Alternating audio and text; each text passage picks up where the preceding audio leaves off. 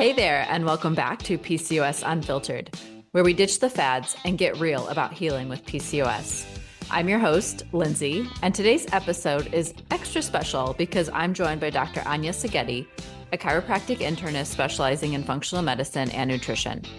We're diving into the role of gut health on hormones and PCOS. You're going to walk away with real-world insights, a few laughs, and lots of empowerment. So let's jump in.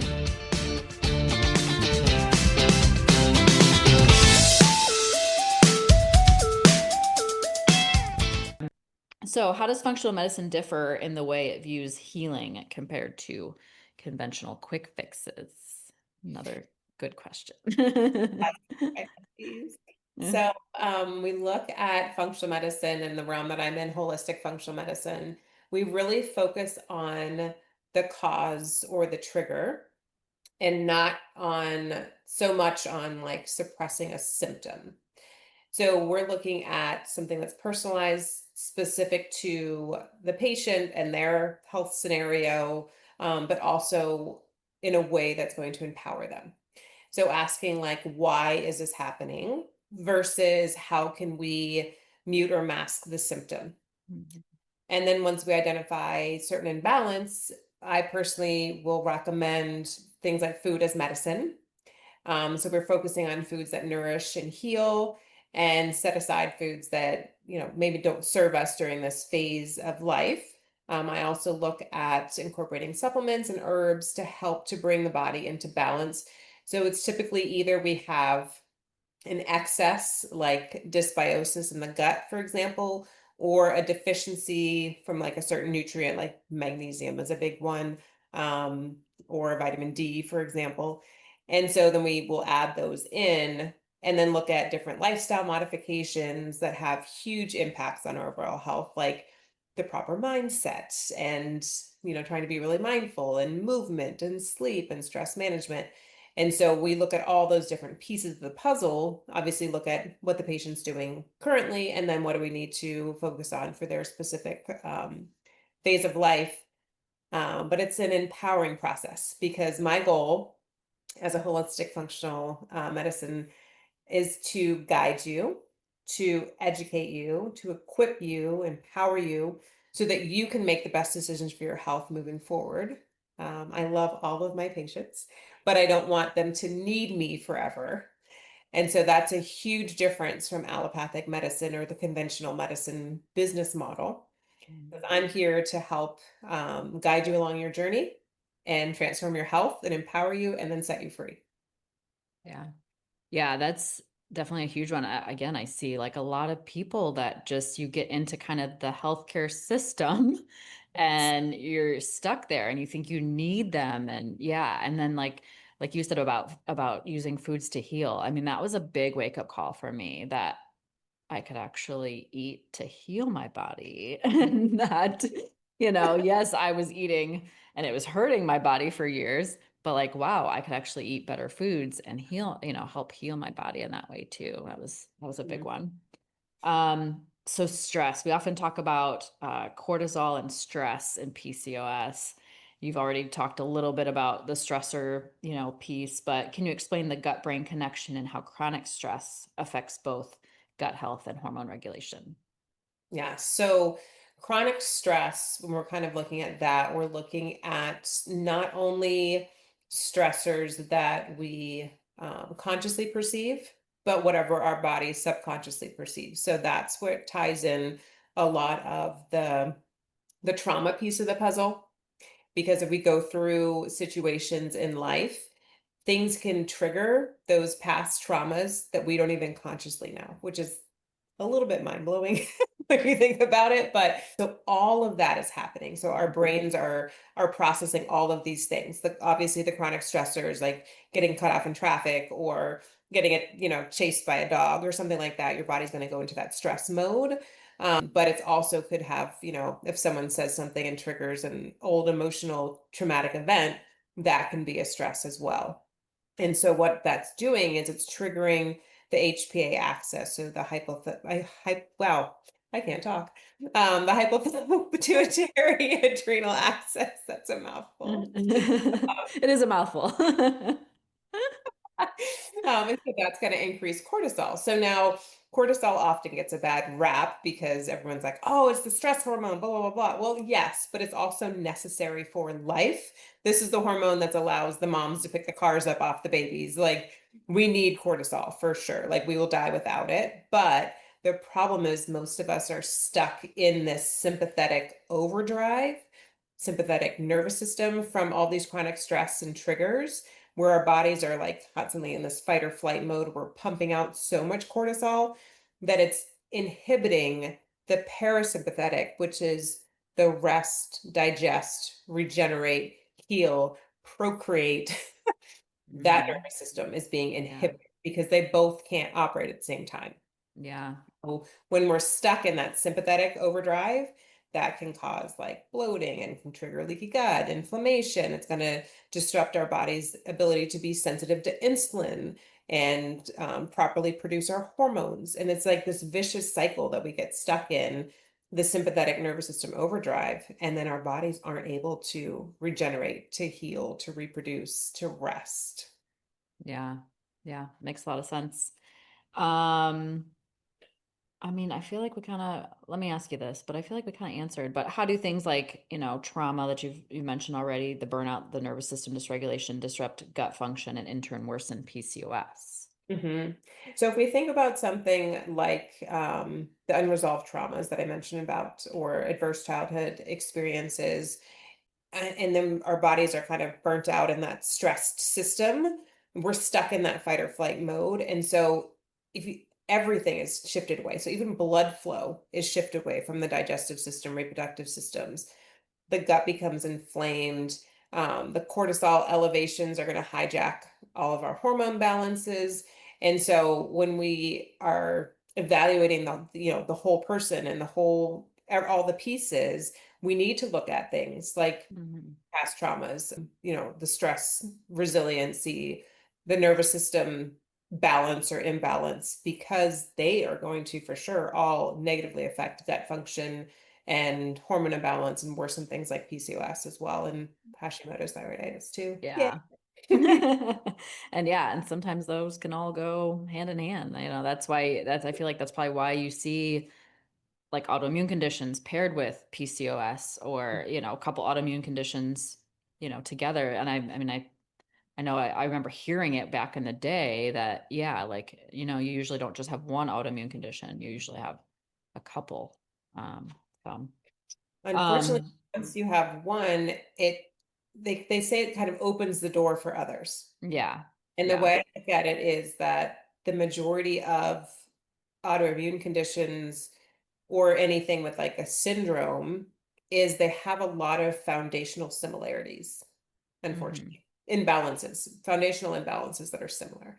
And so if you have systemic inflammation and you have, you've had poor stress resilience and you have leaky gut and dysbiosis and poor nutrition choices, all of those can lead to, triggering certain types of autoimmune conditions, but also PCOS and different types of syndromes too, because a lot of those foundational pieces, those foundational balances are similar across the board. And Yeah. then it's almost like it's going to find the weak link for you and head there. And manifests. Yeah. And then it's a domino effect because Yeah. unfortunately, with allopathic conventional medicine, is looking at the symptom. So they're addressing the symptom. They're not looking at typically the foundational imbalances. And so then you're just continuing, that door's open and just Hmm. continuing down the path of other imbalances and diagnoses and different things. Yeah. Yeah. So what are some practical first steps to begin healing the gut, especially for women and women with PCOS? So I love to do this through the diet. So, and not saying diet as in like mindset or lifestyle whatsoever, Hmm. but looking at foods that are going to calm inflammation and help to repair and rebuild and rebalance. And so looking at anti-inflammatory foods, looking at foods that will balance out the blood sugar and stabilize the blood sugar. So we're looking at whole actual foods, like single ingredient foods, looking at plant-based fibers, lots of different colors, wide variety, eating the rainbow, for example, looking at healthy fats. And some of my favorite healthy fats that help with balancing hormones and healing the gut are things like avocados, avocado oil, coconut oil, olives, olive oil. And then we're looking at high quality protein. So you want to make sure that you're getting, if you're consuming meat products, for example, animal products, that you're getting grass fed red meats and organ meats. I know organ meats are tough for some people. I'm working on a couple recipes that incorporate some different organ meats because they just are so nutrient rich that I want to try to bring those to America. I'm actually in Europe right now, and eating organ meat is much more prevalent here. And so I'm practicing with some recipes that I can bring back to my USA people. Um, and then if you're eating poultry and eggs, making sure you're selecting organic. And then if you're consuming seafood, selecting wild caught. And then if you're doing plant-based protein, you just be mindful that we typically need to consume a higher amount of plant-based protein just because we're not absorbing as much. But you want to make sure you're selecting organic from those. And then things that typically aren't serving us in this phase of healing are things like gluten, dairy, and processed sugar are probably the three biggest ones that I would say, let's hold off on those for this phase of life, and work on focusing on the things that are going to heal and nourish your body versus the things that can irritate and cause further imbalance. Yeah. Yeah. One thing, like during my 90-day program and my mindful eating challenge that I have, is we talk about how we as a society are overfed and undernourished. And so, yeah, so even if you just start adding in some of those nutrient dense foods without even removing anything, because Mhm. that's where the mind starts playing tricks on you, of course. Yeah. But yeah, even just by starting to add in some of those things, you can start healing. And then because as you've talked about, your body is very, very smart. It's going to start saying, you know what? I don't need all that other stuff anymore because you're giving me all these nutrients that I do need with these foods. So you know what? Those other foods don't taste very good anymore. So yeah, yeah, that's a huge one. And how does nutrition differ with the functional medicine side versus, traditional medicine, diet culture, all that stuff? Yeah. Mhm. So functional medicine is about abundance and healing and nourishment and not restriction. And, the way that I work, I personalize it to the individual's biology. So it's not just like a one size fits all, but it's about supporting optimal function, hormone balancing versus chasing a number on a scale or, a visual image of what you want to look like, because that traditional diet culture is very triggering. It's restrictive. It is unattainable, unachievable. And I think, again, we can all raise our hand and say we're guilty of trying all these crazy diets and things because we were told that they would help us and make us feel better. And, whatever false promise we were fed to do all these things that actually cause way more damage, not just to the scale, but they can tank your hormones like crazy. They can damage your gut. They stress your thyroid out and stress your adrenal glands out.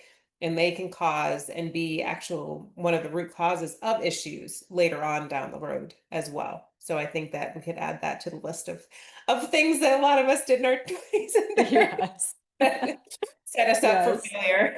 Yes. Yeah, it's like when did eating get so complicated? It shouldn't Oh, it shouldn't be that complicated. And then if you are the one that's eating like we're supposed to eat, like our mhm. ancestors ate back in the day, like you're not the normal one. You're the one that, like then they think you are on a diet. Oh yeah, So it's trust me. it's a I get my yeah. skin examined anywhere we go with Oh friends. yeah. I get Same. like invested, like, what's this? What's that? Like, why are you eating this? Why are you eating that? Like, why aren't you? Oh, okay, it's fine. This is just like, this is what helps my body to stay nourished and balanced, and I feel the best. And, Exactly. Yeah.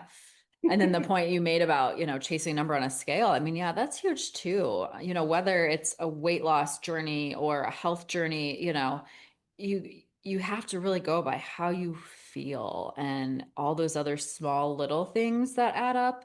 those small wins and stuff instead of just that number. That number is like the tiniest little piece. It's good to have some information. Yes. And Yeah. so, yes, okay. There are areas we definitely know, okay, if you're at this certain number, then, we definitely need to Mhm. make some drastic changes. But I think we can tell that without stepping Exactly. Yeah. up. And especially stepping on the scale every day because, like you said, these things don't happen overnight. So there's no way that overnight that number on the scale is going to change that much.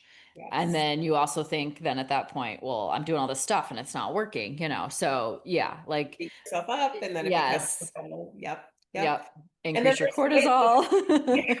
yes, exactly. And then we're just spiraling over. Yeah. But then it's not Yeah. looking at the composition either, and I'm sure you touch on this a good bit as well. Hmm. But women, we want muscle. We need muscle, and muscle weighs more than fat. Yeah. Like I'd Yeah. rather be, 10 pounds heavier than I'm supposed to be and have muscle than Hmm. be an ideal number on the scale and be fat, like have fat content and no muscle. Yeah.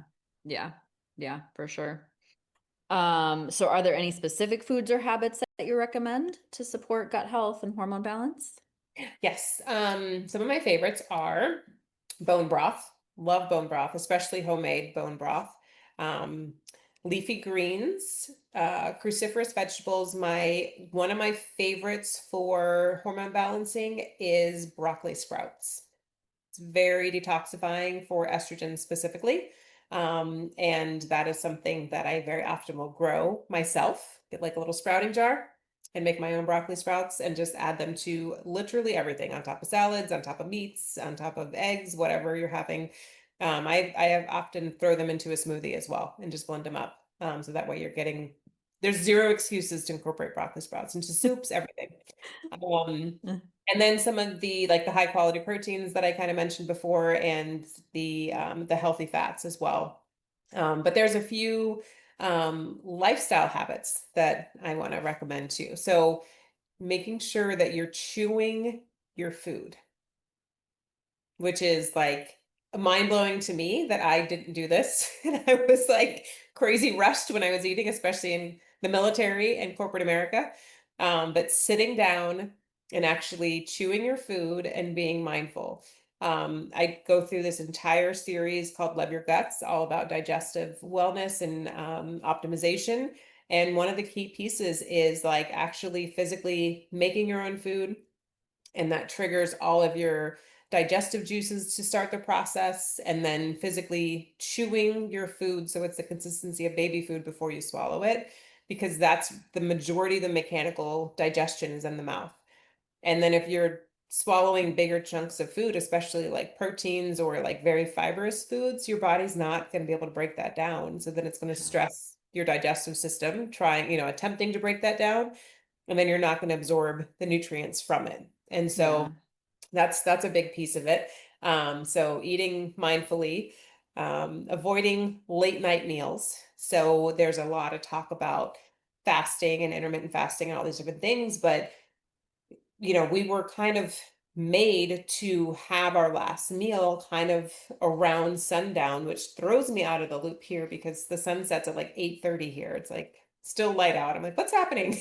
And the sunrise is at like 5 something, and I'm like, what is going on? Hmm. So that throws me for a loop here. But in Florida, when the sun is setting, like that's when we should be having, finishing up our last meal and then not eating again for 12 to 14 hours. And so I think, again, raise my hand myself, I definitely did this.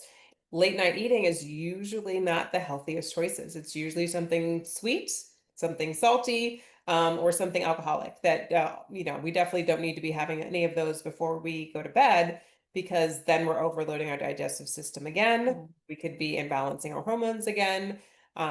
So those are a couple key pieces. Making sure that we're moving our body and our bowels every day. I do like to talk about poop. It's very important to make sure we're moving those. Yep.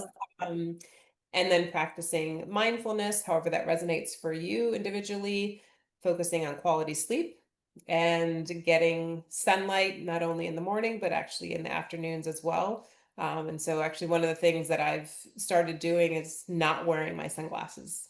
like almost ever anymore, because the sunlight helps to set our circadian rhythms, which is often thought of as our sleep-wake rhythms, is another way to look at it. And that's helping to balance out our cortisol, helping to balance out our melatonin, getting our quality sleep, getting us into the parasympathetic rest and digest nervous system. And so it's helping with all basically everything we've talked about today. Yeah, I actually read something about that not too long ago about the sunglasses and yeah, and removing them. Yeah. So it's very interesting.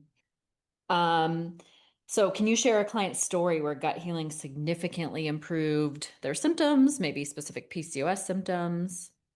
Yep. So I had a patient that had really severe, like cystic acne, very irregular periods, and like a lot of fatigue.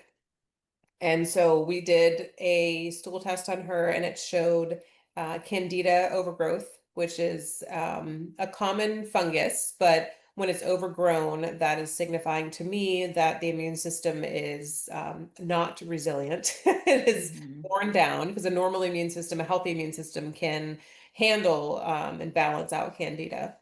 And then she had pretty significant dysbiosis. So this is a imbalance in the microbes, the healthy microbes within her gut. The food sensitivity test showed that she was sensitive to about a dozen healthy foods.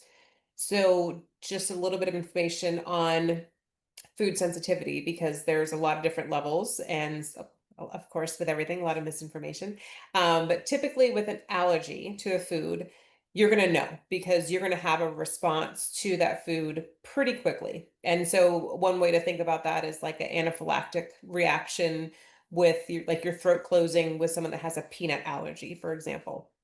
So I don't typically test for allergies.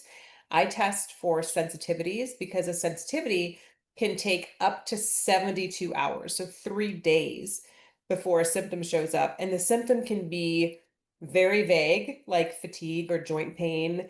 It can be very specific, like a gut specific symptom, like diarrhea or constipation or bloating. But when it's 3 days later, it's really hard to tell. Was it that banana that I had for breakfast, Mhm. or the broccoli I had for dinner, or the blueberries I had for dessert? You know, what caused it? So that's why I really love um, sensitivity testing. And the food sensitivity test that I use also has that gut barrier panel in it. So I'm able to see how damaged is the gut lining, and how much work do we need to do to really start to rebuild. So we were able to figure out things like bananas, broccoli, and blueberries were actually causing her sensitivities and causing her issues. So we pulled them, because they weren't serving her on this journey right now. Mhm. So luckily, she was very compliant. And we worked together pretty and I don't want to say aggressively, because that's kind of a scary term, but she was very dedicated for 3 months. And we did the target nutrients and gut protocols, and then her skin started to clear up, and her period started to balance, and she started to have more energy. So it's like it I don't want to paint it as like, oh, it was that easy, but in a sense it can be, once we get Mhm. identify the foundational imbalances and work to resolve that. And I have lovely, very compliant patients that follow the recommendations, because it's your body, your choice. At the end of the day, I'm the guide. I will, interpret the tests for you and translate them, and so you can understand, but you're the one doing the things. Like, I'm not sitting there with you at every meal and every time that you're eating something saying, don't have that. I don't think that's Mhm. good for you. Like, that's not how it works. Like, it's your body, your choice. This is what's serving you. This is what's not serving you. And we go from there and work together. Yeah. Yeah. So I actually do have a food timeline tool that is in the notes that you can go in and check out. But it basically, without getting the testing, even before you get the test, like I wish I would have done that myself. Mhm. Something like that. I did eventually get the testing, but you can start tracking some of this stuff. Even if you take like 3 days, because like you just said, okay, how am I feeling when I eat the food? How am I feeling during? How am I feeling right after? And then, yeah, long after. And whether that's, a couple hours later, the next morning, 3 days later, you can start putting some pieces together and start like realizing, okay, I had that. Now I feel like this. I had it again. I feel worse, and you can start doing some of these things. Yeah, even without the full testing. Um, Too on that same thought process, because that's a similar tool that I use for my patients as well, is mhm, just a simple food log. yeah. Everybody hates doing it, and trust me, I hated doing it too, but it is so clarifying. Hmm. Big One, time. to physically see what you're consuming and look back on it, but also the accountability of, I'm eating this piece of chocolate and then I have to write it down and send this to somebody else. Hmm. It's Yeah. it's kind of like a, oh, wait a minute. Yeah. Am I Yeah. really gonna do this? Yeah. Yeah. I mean, and if you're prioritizing your health, like I usually say like 3 days. I Mhm. think you do the same, right? I'd say Yeah, a minimum of 3 days. Some people I yeah. go up to seven, but a minimum of three. That's what I was gonna say. 7 would be optimal. Are eating the same stuff over and over and over again too. So that's another, Yes. I mean, Yeah. we have a divergent Yeah. topic we can go Yeah. on. That's why I usually try to say like at least like one weekend day and then like a couple other, weekdays. Yeah, because I feel like a lot of the times Monday through Friday, we're probably eating a lot of the same stuff. So even if you can include like at least one weekend day on there, that can kind of help. Your routine's probably not normal, depending on what kind of schedule you work, but then yeah, then that can help too. Wow, what an amazing conversation. Big thanks to Dr. Anya for sharing her time, her wisdom, and her heart with us today. I hope you're feeling as inspired and empowered as I am. If you'd like to connect with Dr. Anya, you can find all the info in the show notes. And if you love today's episode, don't forget to subscribe, share it with a friend who needs to hear it, and leave a quick review. It helps us reach even more amazing women just like you. Until next time, keep nourishing your body, healing your heart, and thriving, unfiltered and unstoppable.